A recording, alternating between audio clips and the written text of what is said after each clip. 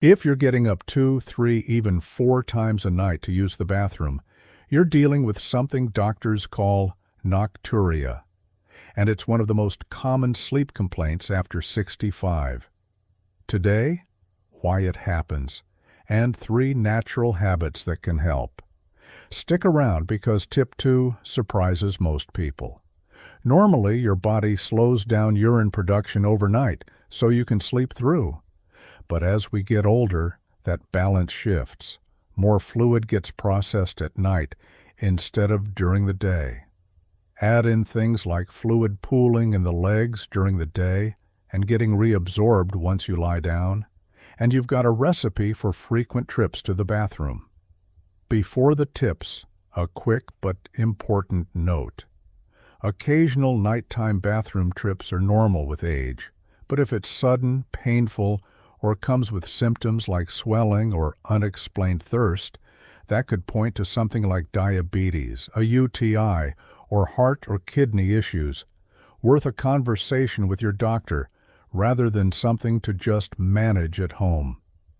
Try drinking most of your fluids in the first 10 hours after waking and cut back in the 2 to 3 hours before bed.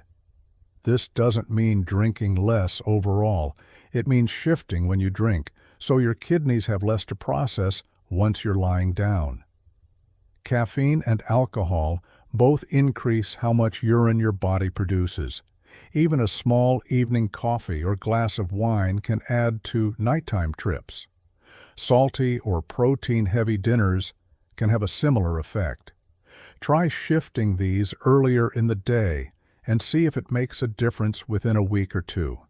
If fluid tends to pool in your legs or ankles during the day, elevating them for 20 to 30 minutes in the afternoon can help your body process that fluid before bedtime, instead of overnight while you're trying to sleep.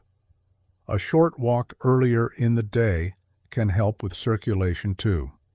To recap, shift your fluids earlier in the day, watch caffeine and salty evening meals, and elevate your legs in the afternoon.